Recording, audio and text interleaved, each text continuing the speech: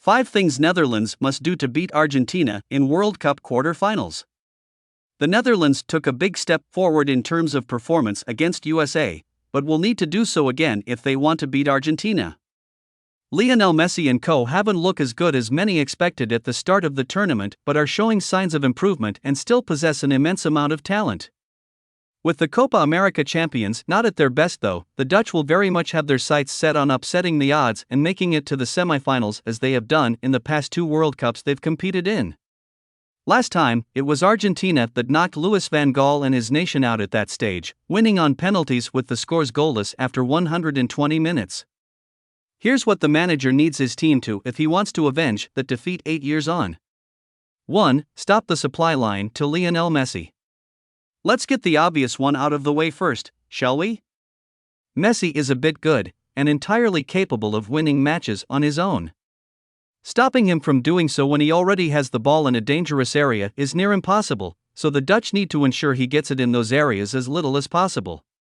Van Gaal was able to do so in 2014 by having Nigel de Jong stick to him like glue, and given how effective it was, the PSG man had 1 shot in 120 minutes, he'll likely employ a similar approach this time around, with Martin de Roon probably being handed the unenviable task. It takes more than just marking Messi tightly to stop him though. The Netherlands forwards will need to cut off the passing lanes to him when he drops deep, and defenders will have to be ready for the inevitable occasions when he does break through. We never thought we'd say this, but Virgil van Dijk could learn a thing or two from Ron Vlaar in that regard. The former Aston Villa man produced the performance of his life in Brazil, making some glorious tackles on the 7-time Ballon d'Or winner. 2. Run at their backline.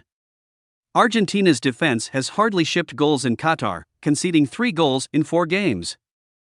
However, the South American side have thus far only come against teams who are all too happy to sit back and rarely launch quick counterattacks, giving 34-year-old Nicolas Otamendi and co a fairly easy time of things. There's plenty of reason to believe that the Dutch forwards can find some real joy if they attack them more directly. Otamendi is about to turn 35 and not particularly quick or mobile anymore, while Nahuel Molina and Marcos Acuna are hardly the most defensively sound fullbacks given they're both converted wingers. It's hard to imagine any of them holding up too well if constantly ran at by the likes of Memphis Depay, Cody Gakpo, and Steven Bergwijn, and Van Gaal should consider starting the latter over Davy Klaassen for that reason.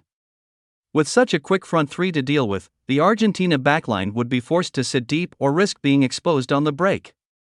3. Make the most of set pieces.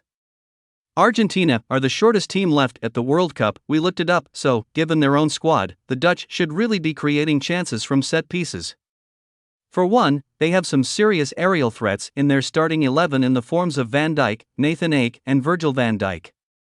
What's more, they have one of the penalty crossers of the ball at the tournament in Gakpo, who has racked up a load of assists from corners at club level. Despite that, the team have yet to score from any in Qatar, with Gakpo's deliveries being dangerous but his teammates unable to take advantage. In a game that could be decided by the finest of margins, changing that in the quarter-final could make all the difference. 4. Get Frenkie de Jong on the ball. In the same way that the Netherlands will try to stop Messi getting the ball, one of Argentina's biggest focuses will be silencing Frenkie de Jong. The Barcelona man starts attack after attack with his passing and dribbling, with his team's brilliant team goal against USA beginning at his feet, inside his own box. Nobody else in the Dutch team is remotely capable of doing what he does though, meaning they struggle to create much when they can't get him involved. Argentina will undoubtedly be aware of that and will surely have plans in place to limit his influence.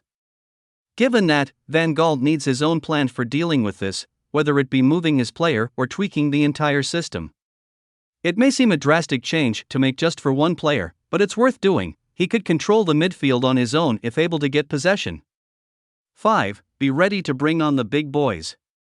As we've already mentioned, Argentina aren't the tallest of teams, so if in desperate need of a goal, there's one obvious solution for Van Gaal. Wout Weghorst and Luc de Jong are both well over 6 feet and 2 of the biggest aerial threats around. Van Gaal has already said he'd consider bringing them both on and lumping crosses into them in a dire situation, and such a plan would be particularly effective in this match. If protecting a lead, Argentina will most likely have Lisandro Martinez on the pitch, and while he's far better in the air than some make it out, there's no getting around the fact that he's much, much shorter than Weghorst and de Jong. Going route 1 if all else fails would surely create some chances for that reason, and it would do Van Gaal's old nemesis, Big Sam, proud.